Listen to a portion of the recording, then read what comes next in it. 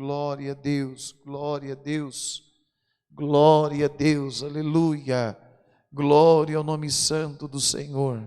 Senhor nosso Deus e nosso eterno Pai, nós entramos em Tua presença agora em oração. Antes de tudo pedimos perdão dos nossos pecados, nossos erros, as nossas falhas.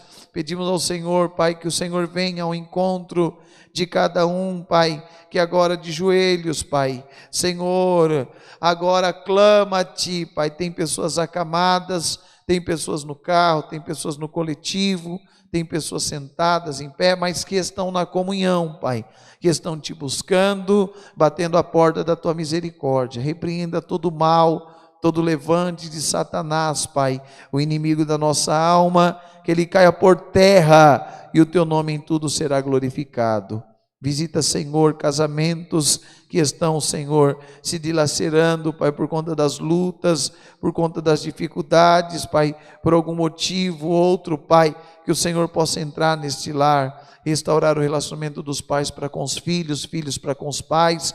Senhor, dá cura, libertação ao doente, Pai. Abre as portas àquele que está desempregado, Pai. Senhor, faz milagres e o Teu nome há de ser glorificado. Senhor, toma a guia deste culto, Pai. Toma a direção de tudo que aqui for feito, Pai. Que seja guiado pelo Teu Santo Espírito. Senhor, fala conosco através da Tua palavra. Recebe, Pai, as nossas vidas, os nossos pedidos e em tudo responde, Pai. E nós exaltaremos o Teu nome. Pai, nós entregamos, Pai, a vida de todos em Tuas mãos.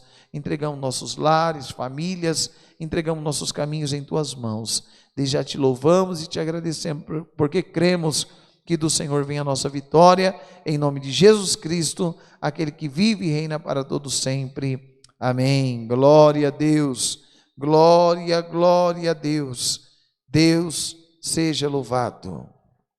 Amém. Glória a Deus, aleluia. Glória a Deus. Bendito